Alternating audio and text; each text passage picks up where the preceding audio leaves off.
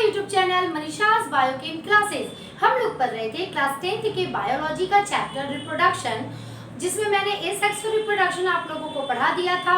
Vegetative propagation भी हमारा complete हो चुका है। साथ में सेक्सुअल रिप्रोडक्शन का जो एक बेसिक प्रोसेस होता है एनिमल्स एंड प्लांट्स दोनों में, वो भी मैंने समझा दिया था। आज का हमारा टॉपिक है डीएनए कॉपिंग। क्लियर?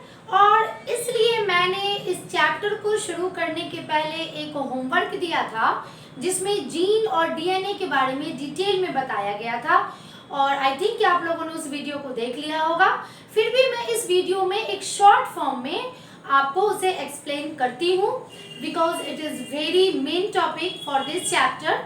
क्योंकि भाई सेक्सुअल रिप्रोडक्शन हो या एसेक्सुअल रिप्रोडक्शन हो, कैरेक्टर्स तो मम्मी पापा से हमारे अंदर आते ही आते हैं। क्लियर?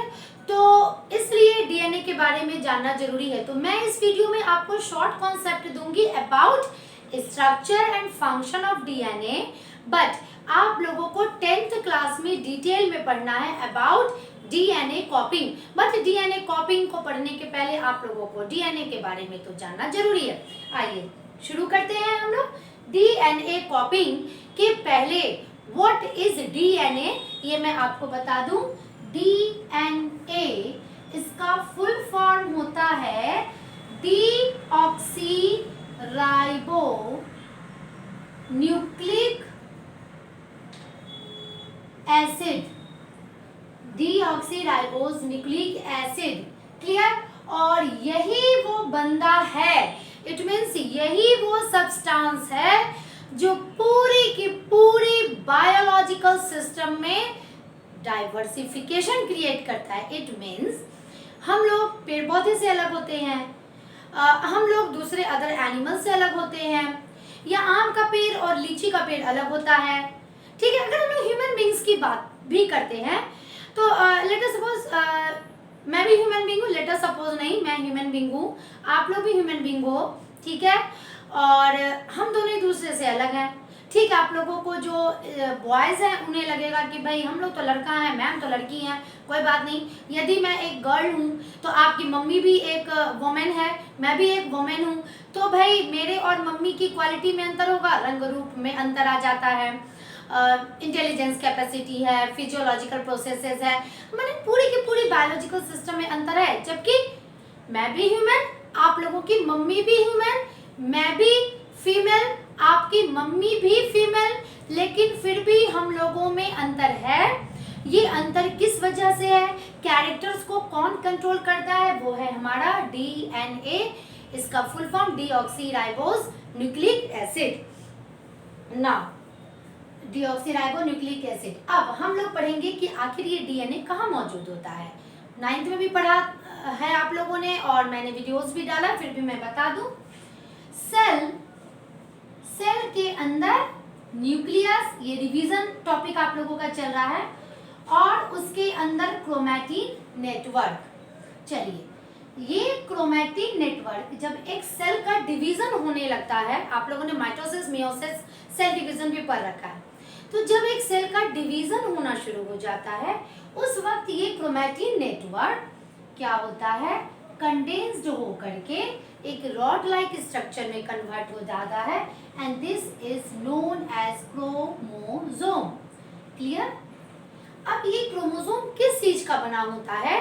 जब इसका डिटेल स्ट्रक्चर पढ़ा गया तो पता चला कि ये क्रोमोसोम बना हुआ रहता है डीएनए प्लस एक खास तरह के प्रोटीन का, जिसे हम लोग कहते हैं हिस्टोन प्रोटीन। अब डीएनए हम लोग देख चुके हैं कि इस तरह से थ्रेड लाइक स्ट्रक्चर होता है। क्लियर? तो ये डीएनए हम लोग देख चुके हैं कि it is a thread like structure. तो ये डीएनए, लेट अस सपोज अगर मैं इसे एक डीएनए मानती हूँ, तो ये डीएनए कॉइल होता है, फिर रिकॉइलिंग होता है, और इस तरह से क्रोमोसोम बनाता है। ये इसका बेसिक था कि आखिर ये डीएनए कहाँ मौजूद रहता है ना। अब हम लोग पढ़ेंगे स्ट्रक्चर ऑफ डीएनए। डीएनए का जो स्ट्रक्चर होता है वो होता है डबल हेलिकल स्ट्रक्चर होता है। डबल इट मीन्स ये दो स्ट्रैंड का बना हुआ होता है। दो strand it means just like this, इस तरह का ये होता है। इसका ये एक स्ट्रैंड हो गया और ये इसका दूसरा स्ट्रैंड हो गया, और दोनों स्ट्रैंड आपस में जुड़े हुए होते हैं। किससे जुड़े हुए होते हैं वो मैं बताती हूँ। हेलिकल मीन्स कि अगर ये डबल स्ट्रैंडेड स्ट्रक्चर है और आप इसे इस तरह से हेलिकल फॉर्म में लेते आइए, तो इस तरह से ये डबल हेलिकल स्ट्रक्चर होता है। नाउ 10th क्लास में आप लोगों को स्ट्रक्चर का डिटेल पढ़ना नहीं है, बट भाई जब तक ABCD नहीं जानोगे तो A for apple and then फिर आप लोग सेंटेंसेस कैसे बनाओगे, इसलिए बताया जा रहा है। ये डबल हेलिकल स्ट्रक्चर होता है। तो ये है वन स्ट्रैंड, ये है सेकेंड स्ट्रैंड, एक स्ट्रैंड इसका फास्फोरस और सल्फर का अल्टरनेट अरेंजमेंट के द्वारा, sorry not sulphur, I am sorry, phosphorus and sugar. यहाँ जो सुगर रहता है वो रहता है डीऑक्सीराइबोज सुगर, ठीक है। और इस तरह से हर एक स्ट्रैंड बने हुए रहते हैं ना। आप लोगों को जानकारी क्या चाहिए कि ये दोनों स्ट्रैंड, तो सुगर के मॉलिक्यूल से खास तरह का नाइट्रोजनस बेस, नाइट्रोजन का कंपाउंड जुटा हुआ रहता है, और ये नाइट्रोजनस बेस है ATGC। A for adenine, T for thymine, G for guanine and C for साइटिन, ठीक है। अब इसका नाम भी आप लोगों को 10th में याद नहीं रखना है, ये 9th का टॉपिक था और 9th वाले वीडियो में डिटेल में बताया हुआ है सारा ना। A का दोस्त T, G का दोस्त C, इट मीन्स जहां C रहेगा वहां G रहेगा, और जहां A रहेगा वहां T रहेगा, जहां T रहेगा वहां A रहेगा। ये कॉन्सेप्ट आप अपने दिमाग में डालिए। नेक्स्ट कि भाई अगर हम लोगों की बॉडी में कोई भी एक DNA है तो उस एक DNA के अंदर millions of A, millions of T, millions of G and millions of C मौजूद है। तो मान लिया कि मैं 100 मिलियन की तो बात ही छोड़ दीजिए, यदि मैं 100A, 100T, 100C and 100G आपको दे दूं और आपके फ्रेंड को भी दे दूं, बहुत सारे लोगों को मैं दे दूं और कह दूं कि भाई आप इसे अपने मनचाहे तरीके से आप इसे अरेंज कर लीजिए, आप लोग क्या करोगे? भाई कोई बच्चा बोलेगा मैं A, T, C अरेंज करूंगा, कोई बोलेगा नहीं भाई मैं कुछ इस तरह से अरेंज करूंगा। यानी 100 ही यदि है तो हम बहुत तरीके से मिलियंस टाइप से हम लोग इसे अरेंज कर सकते हैं। बिल्कुल, ये जो डीएनए है ये डीएनए अमीबा में भी है, ये डीएनए डायनासोर में भी है, ये डीएनए मैंगो ट्री में भी है, ये डीएनए हम लोगों में भी है, कॉकरोच में भी है, लिजार्ड में भी है। यानी कि जितने भी लिविंग हैं, चाहे बैक्टीरिया हो, क्लियर, या कोई अदर एनिमल हो, कोई प्लांट हो, उन सब में यही डीएनए है। तो फिर हम लोग एक दूसरे से अलग क्यों हैं? क्योंकि हम सभी के डीएनए में इस ATCG का अरेंजमेंट डिफरेंट है, और इस डिफरेंट अरेंजमेंट के कारण एक डिफरेंट तरह का प्रोटीन सभी में बनता है और सभी की प्रॉपर्टी अलग होती है। तो आप लोगों को स्ट्रक्चर में क्या करना है कि भाई इसका स्ट्रक्चर डबल हेलिकल स्ट्रक्चर होता है। मेरा मेन मोटो था इसे बताने का कि ATCG में किस तरह से बॉन्डिंग होती है। तो ये तो इसका स्ट्रक्चर हो गया। अब हम लोग इसके फंक्शन के बारे में पढ़ेंगे। अब हम लोग पढ़ेंगे फंक्शन ऑफ डीएनए। डीएनए सारे कैरेक्टर्स को कंट्रोल करता है। तो कैसे ये डीएनए किसी भी कैरेक्टर को कंट्रोल करता है? यदि हम लोग अपने बॉडी के अंदर कैरेक्टर्स की बात करें, चलिए हम लोग हेयर स्टाइल की बात करते हैं। किसी के बाल सीधे होते हैं, किसी के बाल घुंघराले होते हैं। ये होता है due to a special type of protein known as keratin. Clear? आप लोग एडवर्टीजमेंट देखते होंगे, भाई फेयर एंड लवली लगाइए और गोरे हो जाइए। आखिर ये जो एडवर्टीजमेंट है हमारे स्किन कलर के लिए है। कुछ लोग गोरे होते हैं, कुछ लोग काले होते हैं, कुछ लोग सांवले होते हैं। क्लियर? तो ये क्यों होता है? Due to a protein melanin. Melanin यदि ज्यादा है हमारी स्किन में तो वो बंदा काला होगा, यदि कम है तो वो गोरा होगा। क्लियर? इसी तरह से डाइजेस्टिव एंजाइम्स हम लोगों ने पढ़ लिया है, डाइजेस्टिव एंजाइम भी प्रोटीन होते हैं। इंटेलिजेंस कैपेसिटी को भी करने के लिए कुछ खास तरह के प्रोटीन होते हैं। इट मीन्स मैक्सिमम कैरेक्टर्स यदि हम हमारे बॉडी में देखें वो प्रोटीनस होते हैं। अगर एक तिल की भी बात मैं करती हूँ तो मेलानिन का डिपोजिशन जहाँ ज्यादा हो जाता है वहां पर एक तिल बन जाता है, अमोल। क्लियर? तो आखिर कोई भी कैरेक्टर, ये मैं बात कर रही हूँ बेटा आपके ये प्लांट्स के लिए भी, एनिमल्स के लिए भी, सबके लिए। तो मैक्सिमम कैरेक्टर्स यदि हम लोग डीपली जाके देखते हैं तो वो प्रोटीनस होते हैं। तो ये डीएनए किस तरह से एक खास तरह के प्रोटीन को बनाकर एक खास तरह के कैरेक्टर्स को कंट्रोल करता है, ये सारा कुछ गॉड गिफ्टेड है। हम लोग चाह के इसे कुछ भी नहीं कर सकते हैं आज के डेट में। हाँ, भले साइंटिस्ट तो बहुत कुछ बना रहे हैं, बट अब ह्यूमन लाइफ है, अगर मैं चाहूँ कि नहीं भाई मेरे बॉडी का जो डीएनए वो ये काम करने लगे, वैसा नहीं हो सकता। अब देखिए मैं इससे बेसिक बताऊंगी आपको, डिटेल नहीं बताऊंगी।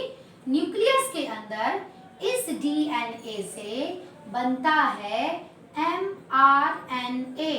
RNA it is ribonucleic acid, और यहाँ पर ये डीएनए टेम्पलेट का काम करता है, ठीक। और यहाँ पर कोडिंग होती है। तो कोडिंग किस फॉर्म में होती है? यहाँ ATCG जो है उसी के आधार पर कोडिंग होती है mRNA में AUGC के फॉर्म में, ठीक है। इस तरह से इसकी कोडिंग होती है। उसका डिटेल आप लोगों को सीनियर क्लासेस में पढ़ना है। सिर्फ आप इतना जानिए कि इसमें कोडिंग होती है।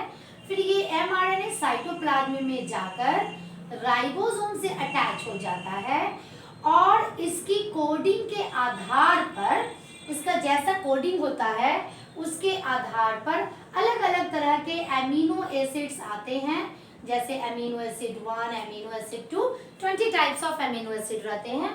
और वो इसके कोडिंग के आधार पर आकर एक, अब चूंकि एमिनो एसिड का ही तो बना हुआ पॉलीमर होता है प्रोटीन, तो वो एमिनो एसिड से बन जाता है यहाँ खास तरह का प्रोटीन। इट मीन्स यहाँ होता है क्या? डिकोडिंग। तो ये जो कोडिंग एंड डिकोडिंग होता है, क्लियर? तो ये आपका डीएनए पर जो लिखा हुआ है ATCG का जो अरेंजमेंट है उसके आधार पर बना mRNA, और mRNA पर जो भी हमारा अरेंजमेंट है उसके आधार पर एमिनो एसिड्स आके अरेंज होते हैं और बन जाता है डिफरेंट टाइप ऑफ प्रोटीन। बिल्कुल उसी प्रकार मान लिया कि आपके पास 3 या 4 कलर्स का आपके पास पर्ल हो, मोती हो, और आपको कह दिया जाए कि भाई बहुत सारे हो वो, और ये कह दिया जाए कि चलिए आप इसे अपना एक नेकलेस बना लीजिए, तो भाई आप उसे डिफरेंट तरीके से अरेंज कर सकते हैं ना, मोती तो वही है। उसी तरह से एमिनो एसिड ये 20 ही होते हैं, बट इसके डिफरेंट अरेंजमेंट के कारण वेरियस टाइप्स ऑफ प्रोटीन बन जाते हैं हमारे सेल के अंदर, और यही प्रोटीन बनकर किसी एक खास कैरेक्टर को कंट्रोल करते हैं। तो डीएनए का एक पार्ट, लेट अस सपोज यहाँ से यहाँ तक का पार्ट कोडिंग करके mRNA बनाता है, और फिर वो mRNA जाके खास तरह का प्रोटीन बनाता है, and that's why this part of DNA is known as gene. Clear? यानी कि जीन ही हमारा हेरिडिटरी यूनिट है। तो इस तरह से अभी तक मैंने आपको क्या बताया? Structure of DNA, function of DNA and location of DNA भी मैंने बता दिया। तो ये अभी तक आपका रिवीजन क्लास चल रहा था जो आप लोगों ने 9th क्लास में पढ़ा था। अब जो मेन आपको 10th में पढ़ना है वो है डीएनए कॉपिंग। तो ये मैं बताऊंगी कि डीएनए कॉपिंग है क्या। मैं इसे रेज कर रही हूँ। अब हम लोग आते हैं मेन टॉपिक पर, डीएनए कॉपिंग। क्लियर? ये डीएनए कॉपिंग है क्या। अब सेक्सुअल रिप्रोडक्शन हो या एसेक्सुअल रिप्रोडक्शन हो, दोनों रिप्रोडक्शन में हम लोग क्या देखते हैं कि सेल का डिवीजन तो हो रहा है, ठीक है, आइदर बाय माइटोसिस और बाय मियोसिस, ठीक है, या फिर विदाउट माइटोसिस मियोसिस, जैसे हम लोगों ने बाइनरी फिजन इन अमीबा पढ़ा था। तो लेट अस सपोज मैं यहाँ एक सेल बना रही हूँ, ये मान लिया कि कोई पैरेंटल सेल है और इससे कोई दूसरा सेल बनना है एसेक्सुअल रिप्रोडक्शन में। क्लियर? तो और ये भी आप लोग जानते हैं कि किसी भी एक ऑर्गेनिज्म में क्रोमोसोम की संख्या फिक्स होती है, मान लिया इसके पास है 2 क्रोमोसोम, ये मैं सिर्फ समझाने के लिए मैंने लिखा है। मान लिया कि ये वो ऑर्गेनिज्म है, इसके पास है 2 क्रोमोसोम। अब इससे एक बेबी बनेगा, ठीक है, सेक्सुअल रिप्रोडक्शन से बने या एसेक्सुअल रिप्रोडक्शन से बने, कैसे भी करके ये बेबी बनेगा। यानी कि इसमें एक सेल से ही, जैसे बडिंग में था, एक सेल से ही 2 सेल, 3 सेल, 4 सेल इस तरह से बनते हैं। तो ऐसा होता है क्या कि न्यूक्लियस जो है, इसके एक क्रोमोसोम इसके पास रह गए और एक क्रोमोसोम यहाँ चले आए। यदि ऐसा होता तो क्या होता, धीरे धीरे फिर क्रोमोसोम टूटते और फिर हमारी तो कोई प्रॉपर्टी ही नहीं रहती, हमारा कोई अस्तित्व ही नहीं रहता।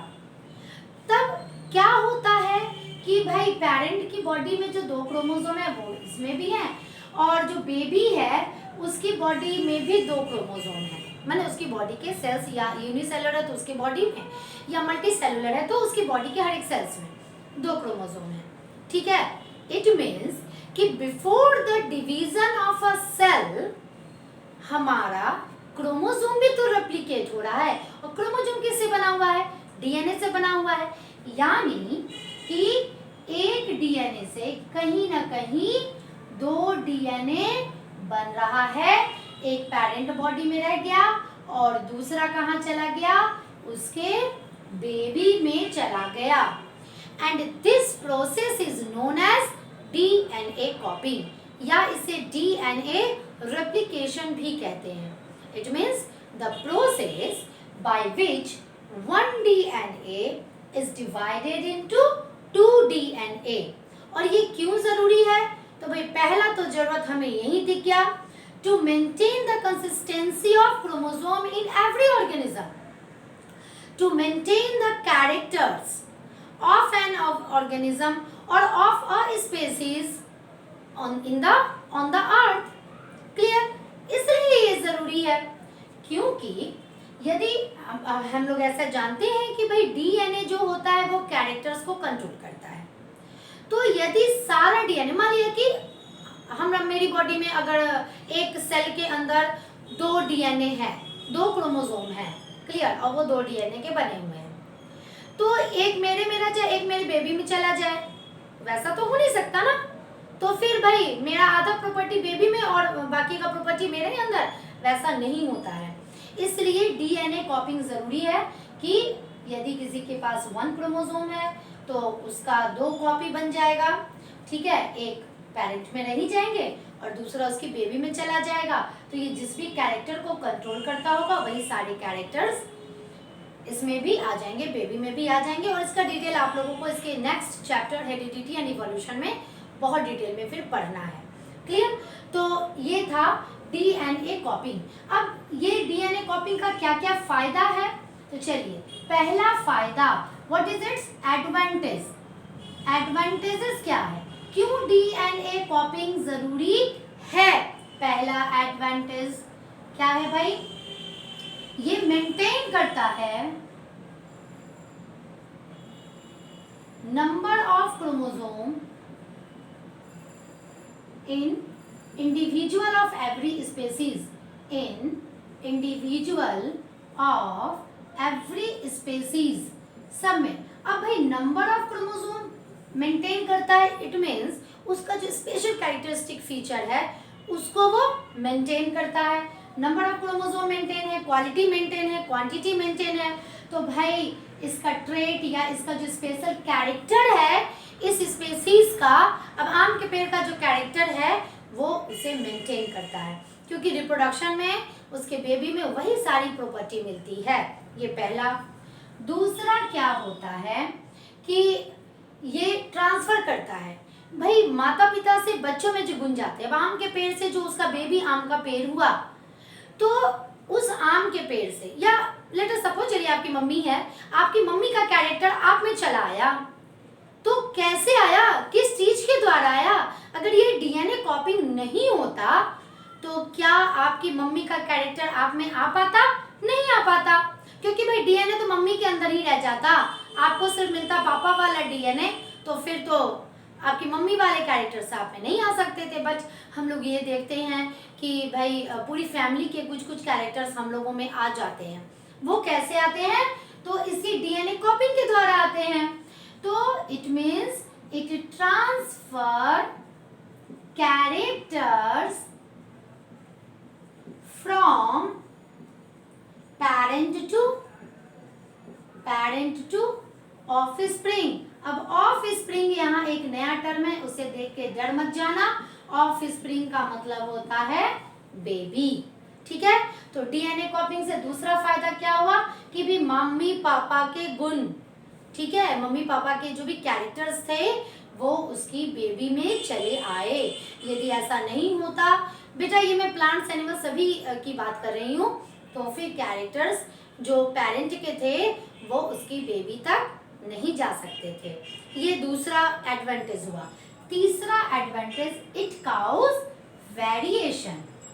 अब भाई यहाँ पर आ गया एक नया टर्म, वेरिएशन। वेरिएशन का इट मीन्स कि प्रॉपर्टीज में डिफरेंसेस होना। मैंने क्या कहा कि आपकी मम्मी भी फीमेल है, मैं भी एक फीमेल हूँ, बट हम दोनों के प्रॉपर्टीज में, कैरेक्टर्स में अंतर है। क्लियर। इवेंचुअली आप लोग भाई बहन भी, आप लोग तो एक ही मम्मी पापा की संतान है, आपके जो भी भाई या बहन होगी, तो आप लोग भी आपस में एक जैसे होंगे। अगर कोई दो भाई है तो भाई दोनों के पेरेंट तो एक हैं, बट फिर भी आप और आपका भाई बिल्कुल अलग है एक दूसरे से, कुछ तो अलग है ही।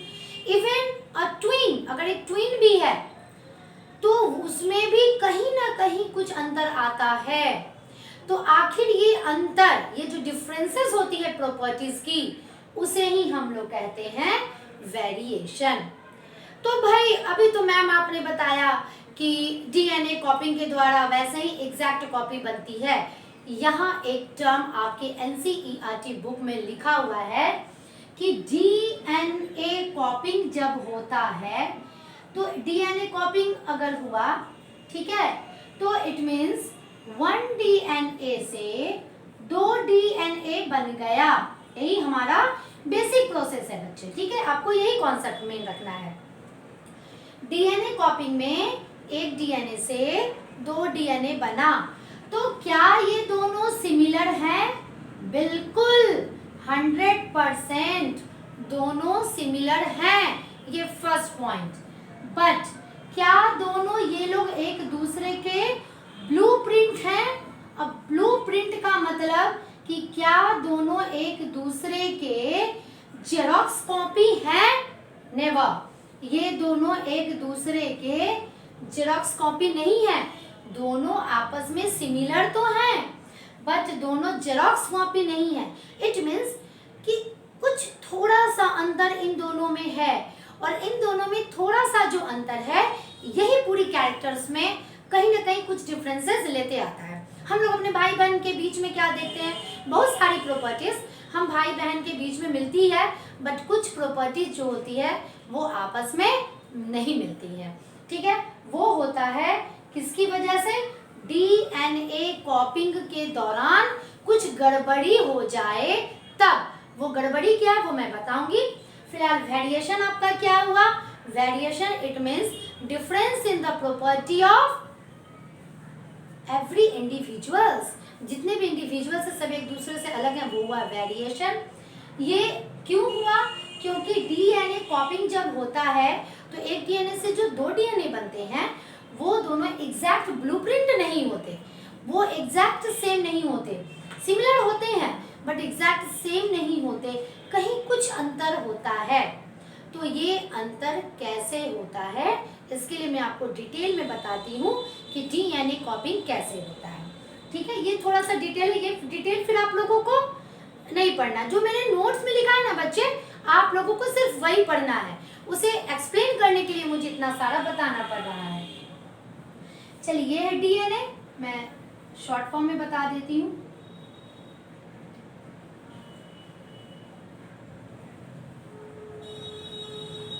ये तो अरेंजमेंट भाई कैसे भी हो सकता है, ये आप लोग को लिखना भी नहीं है।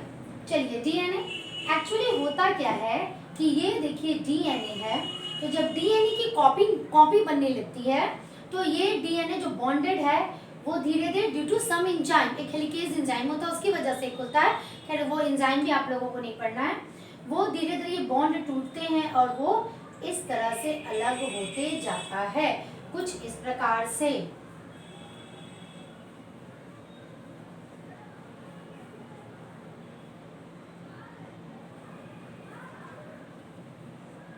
देखिए किस तरह से अलग होने लगा और धीरे धीरे अलग होते जाता है जितने दूर तक का डीएनए कॉपिंग बनना होता है।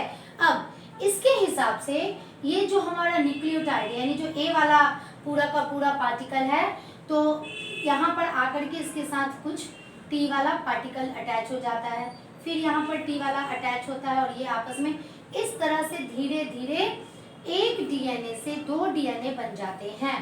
देखिए ये मेरा पुराना वाला स्ट्रैंड यानी कि लेफ्ट हैंड साइड वाला स्ट्रैंड, और ये जो एक नया स्ट्रैंड मैं बनाऊंगी दिस वन, ये देखिए मैं डॉटेड लाइन से शो कर रही हूँ, ये नया वाला स्ट्रैंड। क्लियर? अब इस साइड में भी वैसे ही वो जुड़ता है, तो इधर नया स्ट्रैंड इधर पुराना स्ट्रैंड।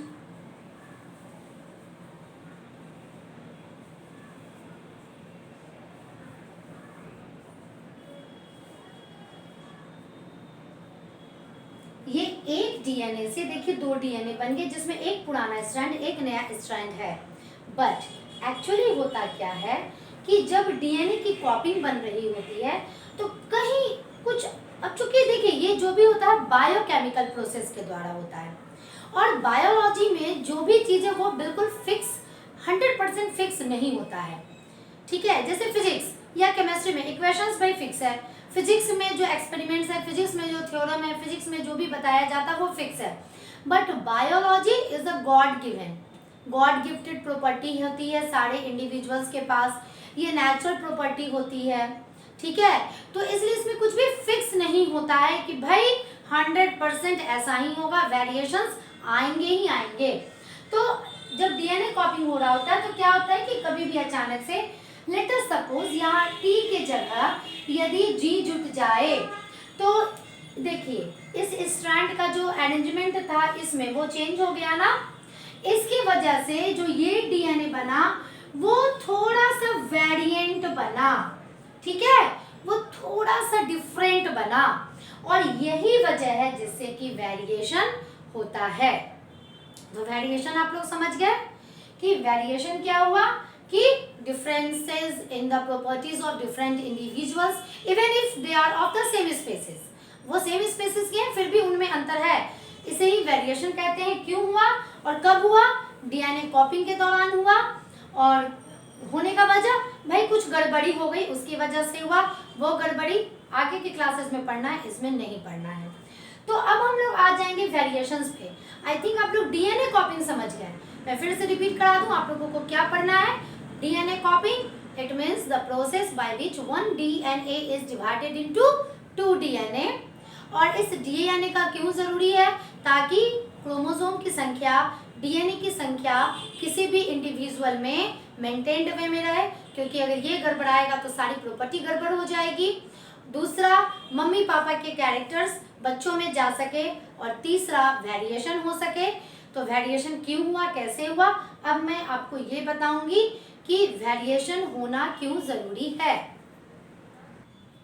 डीएनए कॉपिंग के बाद अब हम लोगों का जो टॉपिक है वेरिएशन, जिसमें हम लोग इंटर कर चुके हैं कि वेरिएशन क्या है और अब वेरिएशन जरूरी क्यों है, क्या जरूरत है वेरिएशन की।